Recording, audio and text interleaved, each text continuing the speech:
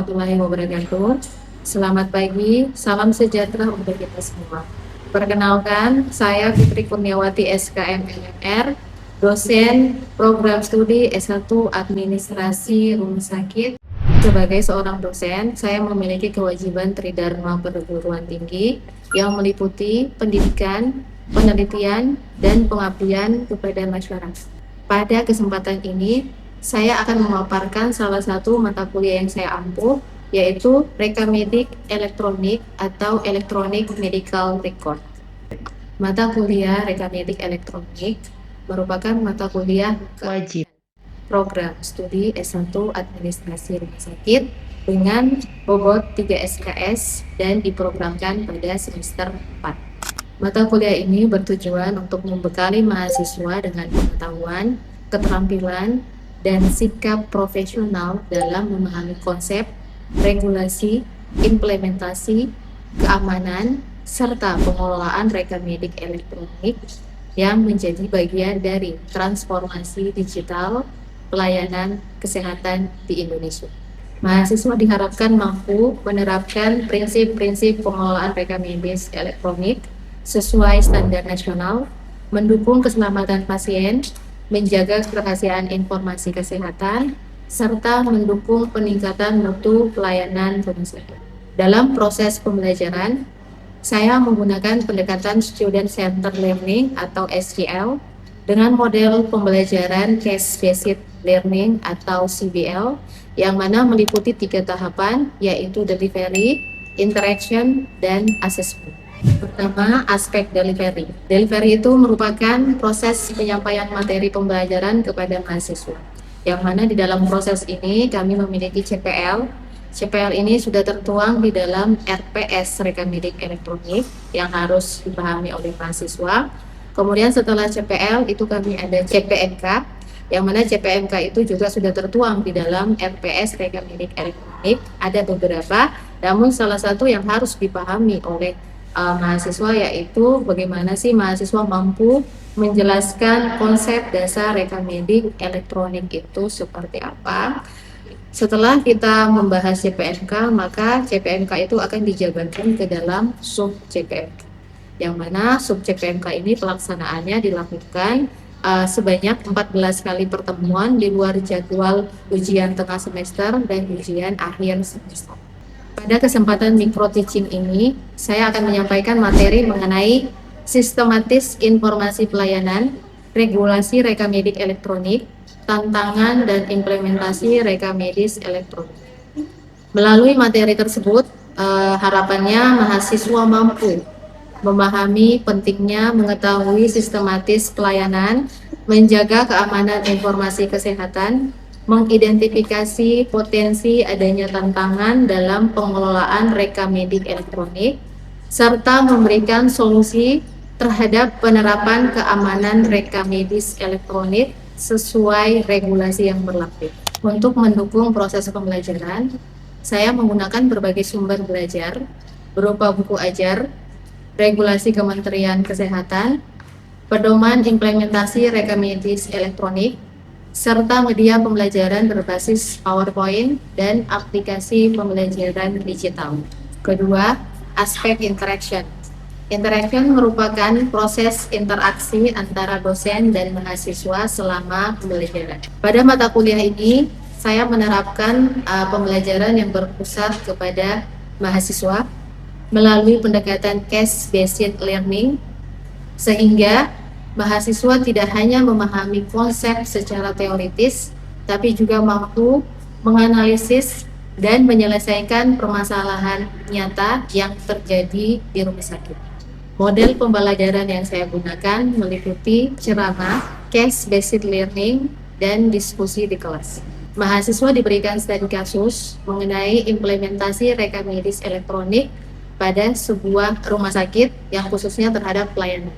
Mahasiswa diminta untuk mengidentifikasi masalah studi kasus, mampu menganalisis dampak yang ditimbulkan. Selanjutnya, setiap kelompok mempresentasikan hasil analisisnya, kemudian dilakukan diskusi di kelas sehingga mahasiswa mampu menyamakan persepsi dan berpikir kritis terhadap keadaan nyata fasilitas kesehatan, khususnya rekamedik elektronik, dan bisa mengambil kesimpulan bersama. Selain diskusi kelompok, pada akhir pembelajaran, mahasiswa juga mengikuti kuis interaktif menggunakan aplikasi Quizizz atau Wayground. Melalui kuis ini, mahasiswa dapat mengukur pemahaman secara langsung, memperoleh umpan balik secara real time, serta meningkatkan motivasi belajar melalui suasana pembelajaran yang lebih aktif dan menyenangkan.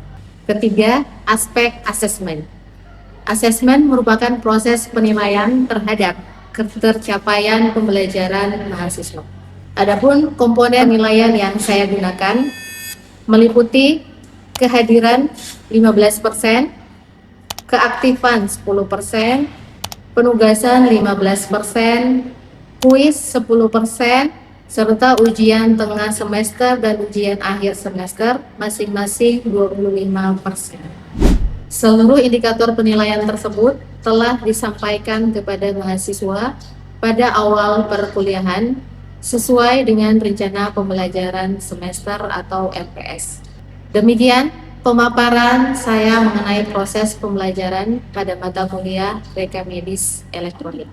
Selanjutnya, saya akan menampilkan proses pembelajaran melalui kegiatan micro-teaching pada mata kuliah Rekamedis Elektronik pertemuan ke-6 dengan materi sistematis informasi pelayanan, regulasi rekamedis elektronik, tantangan dan implementasi rekamedis elektronik menggunakan pendekatan case-based learning yang diakhiri dengan evaluasi pembelajaran menggunakan aplikasi Quizizz atau Wayground. Terima kasih atas perhatian Bapak Ibu Asesor. Wassalamualaikum warahmatullahi wabarakatuh. Bismillahirrahmanirrahim. Assalamualaikum warahmatullahi wabarakatuh. Waalaikumsalam warahmatullahi wabarakatuh. Selamat siang semuanya. Siang Bu. Berarti hari ini semua baik Bu.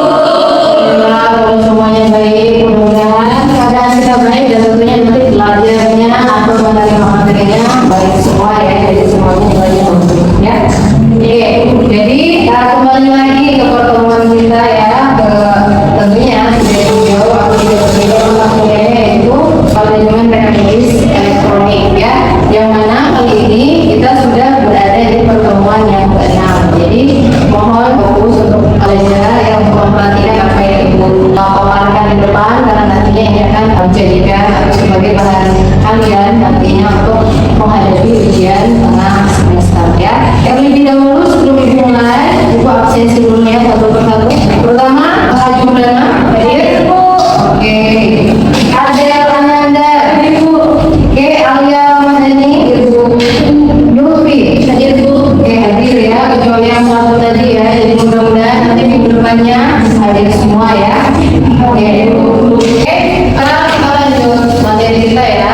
Jadi sekarang kita bahas lagi untuk pertemuan ke-6 kita, yang mana kita akan bahas tentang manajemen rekamedis. Kita akan lihat slide pertama, bisa kalian perhatikan apa saja sih sistematis atau susunan dari layanan yang harus ada di dalam rekamedis elektronik khususnya ya. Kita harus lihat apakah si informasi pasien secara digital ini yang harus kita masukkan di itu kita prosesnya harusnya seperti apa ya. Jadi kalau kita menunggu datanya pasien dari unit sekarang mungkin sampai ke poliklinik yang akan kita berikan tindakan atau pelayanan yang dituju oleh pasien, itu kita tidak susah lagi untuk cari di mana sih datanya, di mana sih identitasnya dan segala macam, kenapa rekamedisnya belum ada ya. Terus kita lanjut untuk regulasinya ya. Ada regulasi yang harus kita lihat juga. Jadi karena ini bentukannya atau transformasi dari manual ya, sebelumnya kalian pernah dapat mata kuliah yang basicnya memang rekamedik ya. Rekamedik yang mana kita bahas itu adalah dia masih manual. Terus transformasi untuk digitalisasi itu ada namanya platform integrasi atau satu set, yaitu program yang empat ya. Kemudian ada ini ya, ada beberapa pilar ya, bisa kalian lihat di klinis ya. Ini menjadi pelayanan yang utama. Selanjutnya kita lihat ada ini keterangan si RM ini merupakan jantung. Ya. Jadi kenapa dia dikatakan jantung ya? Karena memang kalau yang kemarin kalau manual yang RM ya reka medik itu merupakan jantung juga, karena memang kalau proses pendataan kita dari awal baik secara administratifnya pasien sampai ke data klinisnya pasien kita tidak jelas, tidak lengkap, otomatis pendataan yang kita lakukan di rumah sakit kita itu kurang. Oke, setelah tadi kita bahas cara menjadi jantung untuk RMR itu yang kita lihat lagi data-data yang mendukung keakurasian atau kesinkronisasian antara sistem dari RME atau dari kita. Ya, jadi bisa kita lihat nih data penunjang dia bisa sinkronisasi dengan datanya dari farmasi. Ya, datanya farmasi juga dia bisa sinkronisasi dari data keuangan, yaitu dia bisa menyelesaikan proses administrasi itu penyelesaian tagihan atau pembiayaan dari pelayanan atau tindakan yang didapatkan oleh pasien.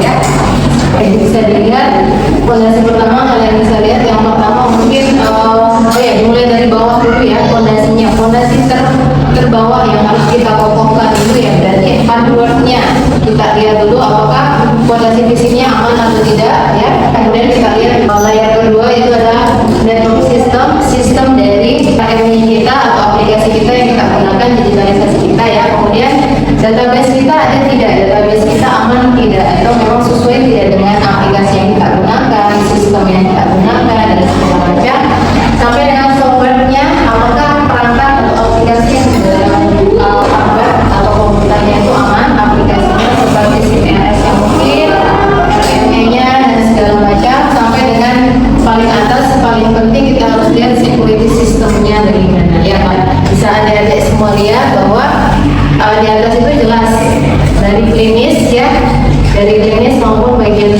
klinis itu sangat berperan. Yang pertama dokter ya, misalnya ini memang yang berperan langsung ya, dia pegang pasien, dia periksa pasien, dia beri tindakan dan segala macam. Ini jelas dia wajib untuk mengisi RME dari pasien ya. Perawat juga ya, dia bisa sebagai asisten dari dokter atau dia memang punya tugas khusus untuk mengisi melengkapi RME dari pasien yang sedang mereka berikan pelayanan.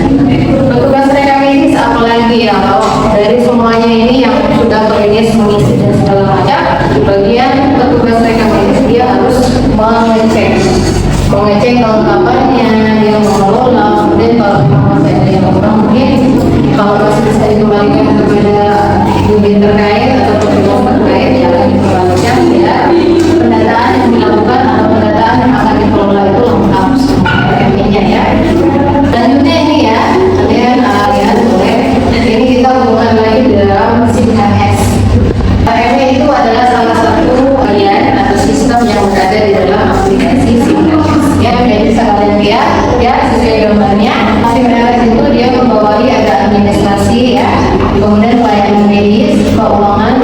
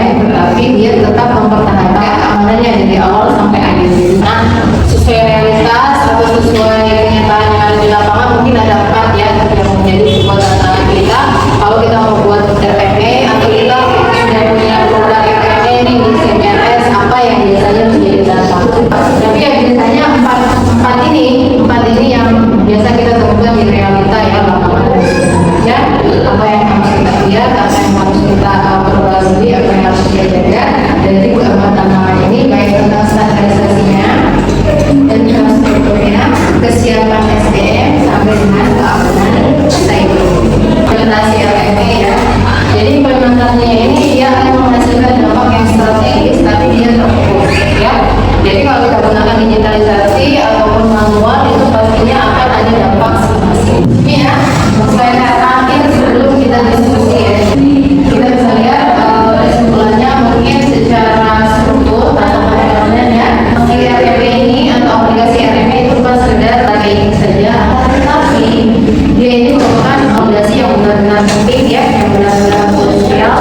Dia kita gunakan sebagai bentuk pendataan atau proses pelayanan kita kepada pasien kita. Prosesnya diharapkan itu serba cepat, serba efisien, tetapi juga tetap efektif ya. Tadi Ibu sudah menjabarkan atau menjelaskan pembelajaran kita hari ini yang mana itu tentang sistematis jadi proses RME yang mana yang harus kita lakukan dari awal sampai akhir biar semua pelayanan kita teraman ya. Jadi sekarang boleh ya kita diskusi, siapa tahu tadi selama Ibu menjelaskan, selama Ibu memaparkan materi ada mungkin apa yang kalian ingin pertanyakan itu semua terjawab.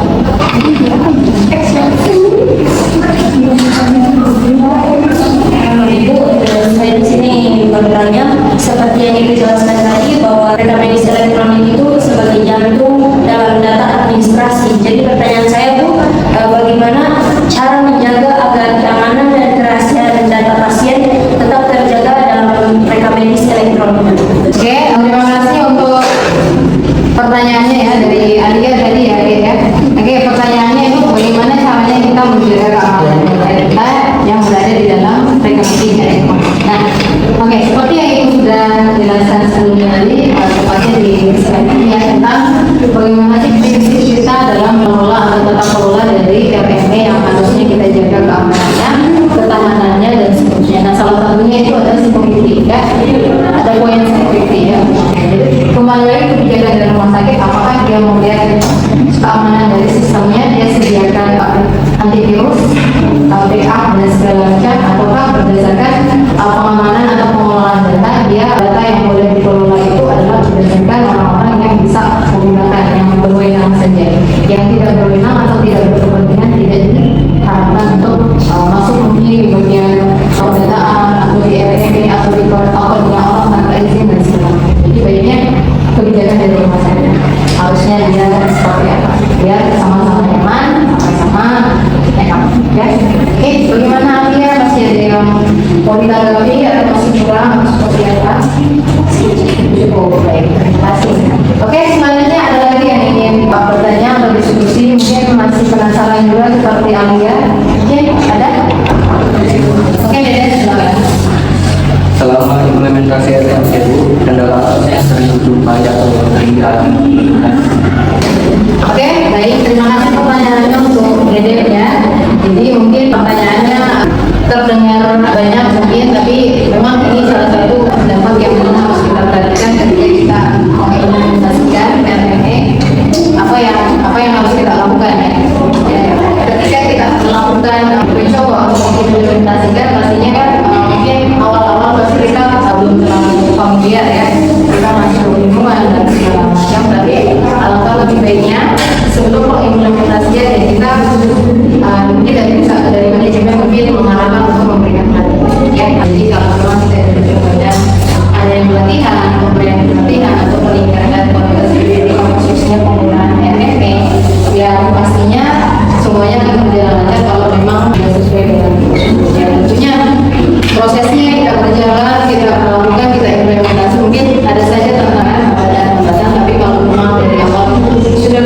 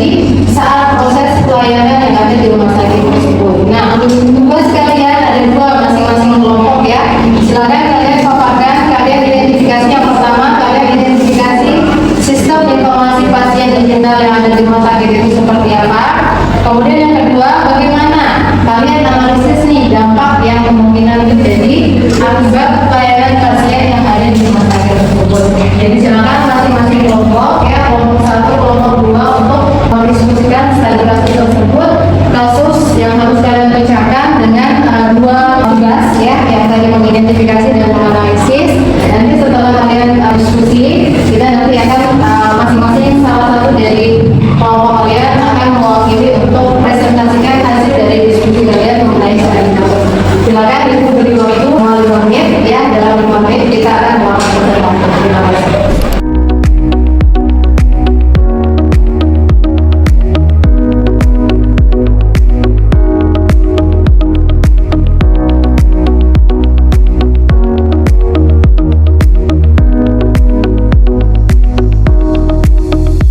Oke, bagaimana waktunya sudah habis ya, sudah terwakil Ibu kasih waktu untuk diskusi mengenai studi kasus yang sudah Ibu berikan tadi ya. Bagaimana? Dari kelompok 1 dan kelompok 2 sudah siap? Ya, sudah. Oke, siapa nih? Kelompok mana yang memulai duluan untuk menanggapi atau mengungkapkan hasil dari studi kasus kelompok masing-masing? Kelompok mana dulu yang memulai? Oke, kelompok 1 boleh, silakan.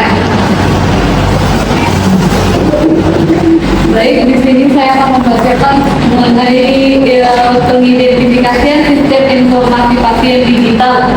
Menurut kami, mengidentifikasi sistem informasi pasien digital itu menentukan komponen sistem yang digunakan seperti perangkat lunak, rekam medis elektronik, basis data pasien, jaringan, dan penggunaan sistem. Kemudian mengidentifikasi penyebab ketidakefektifan, misalnya sistem sering mengalami gangguan, data pasien tidak lengkap atau sinkron, antar tugas sulit digunakan, kurangnya pelatihan petugas atau lemahnya keamanan data. Kemudian akan dilanjutkan kepada teman saya. Oke, selanjutnya yang kedua yaitu menganalisis dampak terhadap pelayanan pasien dan rumah sakit. Pertama, terhadap pasien, pelayanan menjadi lebih lambat, risiko kesalahan identifikasi pasien meningkat, keterlambatan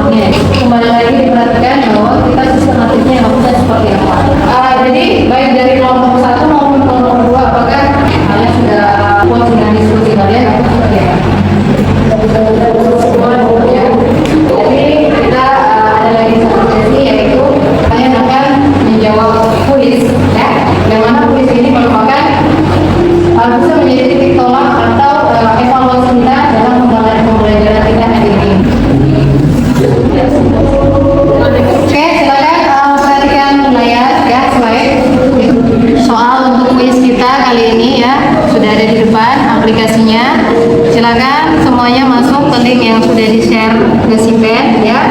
Jangan lupa daftarkan namanya. Kemudian wilayah ini nama-namanya sudah tampil ya, siapa-siapa yang sudah masuk, dan nanti kalau sudah komplit semua itu akan start dan otomatis soalnya akan muncul. Kalian langsung jawab berdasarkan aplikasi ya di handphone masing-masing, dan kemudian nanti hasilnya akan tampak di sini ya.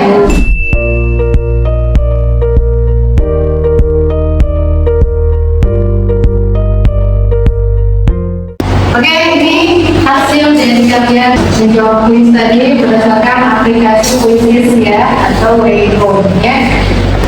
Oke, jadi total kalian ada 22 student ya, kalau mahasiswa. Jadi yang mendapatkan nilai atau poin benar semua itu ada Nanda, Rizky, Novo, Sela, dan Sri Ayu ya. Oke, jadi kita sudah selesai ya untuk materi kali ini ya, dari tentang sistematis RMD ya. Kemudian kita sudah lakukan tadi studi kasus, kita diskusi, kita bagi kelompok, dan kemudian masing-masing kelompok sudah menerangkan atau mempresentasikan hasil diskusi ya. Kemudian tadi juga kita sudah melakukan kuis arti dari evaluasi kita selama kita pembelajaran materi ini untuk 2 jam terakhir ya. Ada evaluasi di akhir yaitu kita kuis menggunakan aplikasi, dan tentunya kalian sudah lihat tadi hasil dari kuis kalian seperti apa. Jadi alhamdulillah semuanya bagus ya.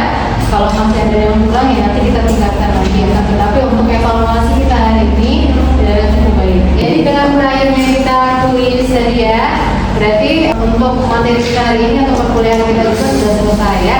Jadi mudah-mudahan di sesi selanjutnya atau di materi-materi selanjutnya khususnya MMA kita lebih serius lagi, lebih semangat lagi belajarnya biar hasil evaluasinya nanti lebih bagus lagi dan semuanya mendapatkan poin atau nilai yang sempurna ya.